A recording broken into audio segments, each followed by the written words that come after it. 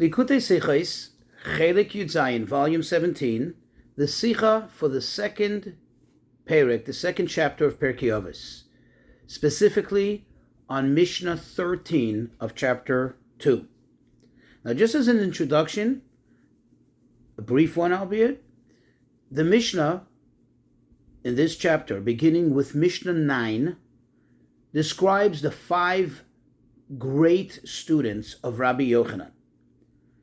And after enumerating their qualities and their differences, the Mishnah then quotes various sayings in the name by these great rabbis, by these 5 great students. One of them is the author of this Mishnah, Rabbi Shimon. That's number 1. Number 2, it's worthwhile to get familiar with the concept, with the term Torasam Umnasam, which literally means that their main craft, so to speak, their main endeavor was Torah. Let me explain. There was some of the sages, of course, all of them were great scholars, and all of them engaged in the study of Torah, literally day and night. However, there were some scholars that were outstanding in the fact that their only endeavor, exclusive, was Torah.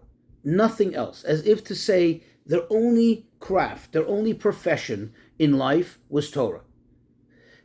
They would literally study Torah day and night. There was nothing else in their life. In fact, as we'll see later, more in detail, the Talmud says that for those who were in that category of Torasam Umnasam, they were actually exempt from praying, and even according to some accounts, from even reciting the Shema in the morning and the evening.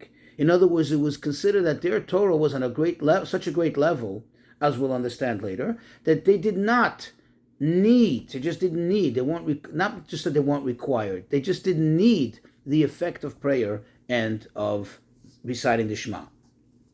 That's number 2. Another third thing, just as an introduction, we know in the Mishnah there are certain rules. The Mishnah was written in very shorthand, and there are times when one has to really understand the formula or know the protocol of the Mishnah. One example that pertains to our discussion here is that there is a rule, Stam Rab Shimon Bar Yochai, which means that when a Mishnah appears in the name of a Stam means simple or plain or anonymous, Rabbi Shimon, without specifying which Rabbi Shimon, because there were many Rabbi Shimons, there were many scholars in the Mishnaic and Talmudic era that were named Shimon, Rabbi Shimon that is, but there was Rabbi Shimon ben, the son of such and such. That was an identifying quality. But in the case where it just appears as a simple Rabbi Shimon, meaning just Rabbi Shimon, typically the rule is that it could be assumed that that is Rabbi Shimon Bar Yochai, the great Tana, the great Mishnaic scholar, who also is the author of the Zohar. Let's get into it. So the Mishnah says, Mishnah 13 of chapter 2, Rabbi Shimon says, one should be very meticulous in the recital of Kriya Shema, of the Shema, and in prayer. That's number 1. Number 2, when you do pray, do not allow your prayer to become just a routine act, just an act which you're just kind of doing by rote. Rather, it should be something that you do out of compassion and supplication before the Almighty, and he even refers to a qualifying verse to back this up. And then the third thing he says, Va'al tehi rasha b'fnei atzmecha. Do not consider yourself as a wicked person in your own eyes, in your own estimation. Now, we need to understand, first of all, the first clause of this Mishnah seems to be entirely superfluous. I mean, really, do we really need this encouragement in Pirkei Avot per se? In the ethics of the fathers, to encourage us to be diligent in the fulfillment of a biblical command? Remember, prayer and Shema are biblical commands. Moreover, that these are not just any biblical command. These are very fundamental commands in the life of a Jew. Number 2, in the second clause of the Mishnah, it seems that it's just merely repeating something that already appears in the very first tractate of the Talmud. Over there it says, clearly, in the tractate of Brachot, it says, that if ha'oset tfilah sekeva, one who makes his tefillah, his prayer routine, or like a fixed act, ain't tfilah tachanunim. His prayer is not a supplication, which is saying that you shouldn't make it a fixed act. So why is it necessary to repeat it here? And then number 3, which is perhaps the most astonishing question, what is the connection between these two clauses and the idea of not considering oneself in their own estimation as a wicked person, which really means essentially that you shouldn't give up on becoming better. You shouldn't kind of become comfortable and resign to the fact and therefore despair that you're never going to be better. And you should always have, that hope, that yearning to do tshuva. But how does it fit in over here? So the Rebbe begins the explanation as follows. You see, Rabbi Shimon ben Nisano, remember as I mentioned, he was one of those 5 great students of Rabbi Yochanan. Rabbi Shimon ben Nisano was one of those unique scholars that they were in the category of Torasam Umnasam. Literally that their Torah was their only engagement in life, their only profession, literally. And they were on the highest level. And he was similar and comparable to Rabbi Shimon ben Yochai, the most famous of the sages, who of so to speak, the leader of this pack of this special quality of having Torasam and Nasam.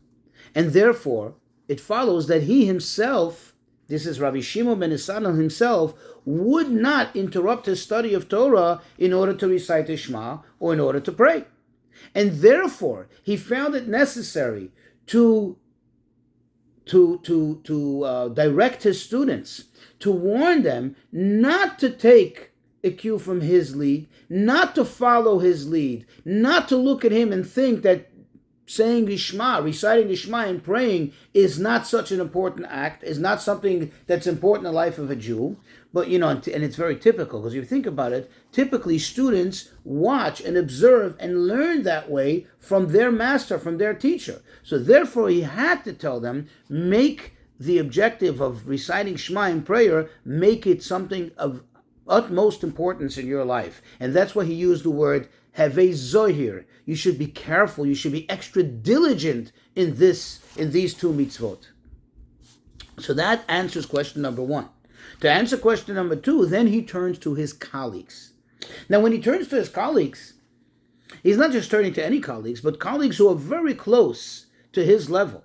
They're also on a very, very high caliber, and they are also in that general category of Torasam Nasam, that they also would absolutely all the time engage in the study of Torah, albeit not on his level, not on the utmost level. And therefore, they did have the requirement, they did have the obligation from time to time, not as much as you and I have, 3 times a day to pray, or twice a day to recite the Shema, but at certain time periods, at certain zones, so to speak, they had to stop their study of Torah and engage in recital of Shema, and especially in prayer, as described in the Talmud. So what he was saying to them is, do not allow your prayer to become something that you just do as a routine act, as something which you, so to speak, have no choice but to get over with. Now, why would they be doing that way? But these are holy people. Which holy person, can you imagine a holy person praying just with the idea of just to get it out of the way and get it over with? Think about it this way. They were so eager to study Torah. That's all they did their whole life. That's all they were engaged with. This was their passion, this was their love. So for them to stop their study, to interrupt their study, to pray, they had to do it with a reluctance. Naturally, it came with a reluctance, because they want to go right back to their study of Torah. They want to go right back to their so much enjoy spiritually and mentally. And that's why he said to them, do not allow your prayers, those times that you do stop for prayer, do not allow those time periods to just become something that you do as a fixed thing, as a routine thing, but make it that it should be a supplication before Hashem. Now, the truth is that really, indeed, there is a debate whether those who are Torasa Umnaso, meaning those who are in this category, even Rabbi Shimon ben Yochai on such a high level, whether they do need to, or perhaps they don't need to, interrupt their study of Torah for the recital of Shema. And it really comes out that most did need to stop their learning at those times designated by the Torah, in the morning and the evening, to recite the Shema. And therefore it comes out that if anything, it was just Rabbi Shimon Bar Yochai. And as the Rebbe will point out, Rabbi Shimon ben Nisanel, the author of our Mishnah, is comparable to him. Only these two unique situations, these unique sages, they were the only ones that did not have a requirement and therefore did not interrupt the study of Torah to recite Shema. Now the question is, how is that possible? We know that a Jew has to recite Shema, and the primary reason for the recital of Shema every day, as the Mishnah itself tells us in Tractate Brachot, is that a Jew has to, quote, accept on himself the yoke of heaven. How then would they get it? Well, the answer lies in the fact that they didn't need to interrupt their studies to recite the Shema. You see, they were already naturally, all the time, in that mode of acceptance of the yoke of heaven. They were always that way. In other words, in order to be able to be connected to the Torah on such a high level as they were, and as explained in the Zohar, that the idea of being truly Torasa Umnaseh, like Rabbi Shimon Bar Yochai, means that one is so connected to Hashem that one becomes an example of what the verse says elsewhere. There's a verse that says, "Va'asim dvarai beficha." Hashem says, quote, "I will put my words in your mouth." It's just as if, almost like Moshe, as if Hashem is speaking through the person. In other words, the person is so subservient to Hashem. The person is so connected to Hashem. The person is so one with Hashem through the Torah that the person is always in a mode of Kabbalah's ol, of, quote, acceptance of the yoke of heaven. And this actually also is very much hinted in a very interesting point, in a very interesting fact. You see, the Mishnah over here is authored by who? Who is the sage of this Mishnah? Not Rabbi Shimon ben Yochai, but Rabbi Shimon ben Nisanel, as obvious from the fact that he was one of the 5 students of Rabbi Yochanan. And yet, how does the Mishnah present his saying? Rabbi Shimon Stam. Now, of course, you can argue that because it's obvious, and this is still in the continuation, coming on the heels of the previous Mishnahs, therefore it's obvious. But still, the Rebbe says on a deeper level, more satorically, it actually hints to the fact that Rabbi Shimon ben Yochai and Rabbi Shimon ben Nisanel were very similar. And it's brought out in the name Shimon. What does the word Shimon mean? It comes from the word Shmiya, from hearing, from understanding, from truly comprehending. There was a true essential connection to the Torah. That there was a true understanding, because like I said, it's as if Hashem is putting His words, His holy words of the Torah, into that person's mouth, into that person's mind. Because the person was always, these people, that is Rabbi Shimon ben Yochai and Rabbi Shimon ben Nisanel, were always in a state of subservience to Hashem in the utmost sense. And that's why they had the deepest understanding in the Torah. And now, of course, it makes sense why they were exempt from ever interrupting their Torah study to recite Kriya Shema, to recite Shema, and to pray, because there's no need. In other words, there's no need to duplicate the very same thing. You're already in that mode. Why would you now say Kriya Shema or recite Kriya Shema or pray in order to accomplish that which you already have in your hands, so to speak? And that's why these 2 sages never had to interrupt their study of Torah. Now, let's take a moment to examine this idea of Torasa Umnoso. In other words, it would seem on the surface that what does it mean when you say Torasa Umnoso? That it's a quantitative thing, that literally all the time, without fail, they didn't stop studying Torah. So in a quantitative sense, they had so much study of Torah to the greatest extent possible. However, when one looks into the Zohar, when one looks into the deeper meaning of all this, as I mentioned already, and based on that verse which I mentioned, Va'asim devarei beficha, Hashem says, I will put my words in your mouth. This explains that this was a qualitative thing. This is not something quantitative. And this helps us understand that the person who is in that state is in such a high level that they don't need to say Shema. They don't need to pray because it's already all done. Now we can understand the third clause in the Mishnah. In other words, after we appreciate that Rabbi Shimon of this Mishnah is Rabbi Shimon ben Asano, but really he and Rabbi Shimon ben Yochai were one and the same, and they were on the highest level of subservience to Hashem, the highest level of piety, to the extent that they did not have to interrupt their Shema and their prayer. And that's why Rabbi Shimon ben Asano felt a need, A, to instruct the students not to neglect their prayers, and B, to instruct his colleagues who were close by to him on his level, but not absolutely there, that they should not, take for granted the times that they do pray. Now we can understand how we get to the third thing. This applies more to, so to speak, to the general public. You see, Rabbi Shimon bar Yochai, he referred to himself, he said about himself, and this we find in Tractate Sukkah, he said, Yochol ani lifter es kol ha'olam min adim. I could absolve the entire world. Entire world doesn't only mean the righteous, it means even the wicked, even those who have tremendous shortcomings. I can absolve the entire world from judgment.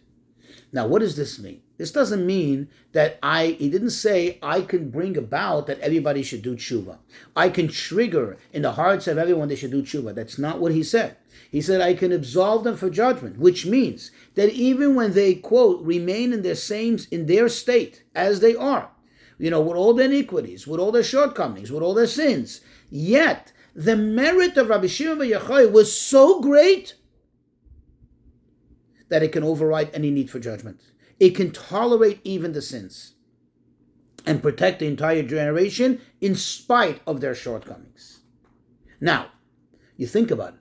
Typically, when a person is in a very bad state and they're not seeking to do tshuva, which is usually a result of their tremendous arrogance, what happens? God forbid, sometimes Hashem does the person a favor, as much as it doesn't sound like a favor, but Hashem does a person a favor and brings hardships and pain on the person. Why? Because that usually, what that accomplishes is that it crushes the person's ego and allows them to come to tshuva, brings them to the realization that they have to return to Hashem, that it's not everything about them and they need to change their ways. But in the generation of Rabbi Shimon bar Yochai, this did not occur. Because remember what we said. When he said, I can absolve the entire world from judgment, what he meant is that his merit was so great that there's such a great level of tolerance even for the worst of sins. And therefore this would never occur. And therefore, Rabbi Shimon, who was comparable to Rabbi Shimon bar Yochai, which it's obvious, it follows that in his generation, the same occurred, namely that his merit was able to affect a tolerance even for the worst of sins, even for those who were in the most terrible state. Therefore, he had to tell them, and this was, by the way, the reason why he had to warn about the Shema and about the prayer, why he had to encourage his colleagues. Now he's talking to the rest of the world and he's saying, look, don't get comfortable where you are. It's true that there is no active measures, so to speak, that Hashem is taking to push you to do tshuva, whether from good or, God forbid, sometimes some crushing push that brings the person to humility to do tshuva. But you should know that you shouldn't get too comfortable in your state of being, and you should remember that at the end of the day, everybody's got to do tshuva, and everybody will do tshuva. And therefore, don't give up. Do not, get, so to speak, comfortable with the idea that I am a Rasha, and that's the way I am wicked, and that's the way I'm going to remain.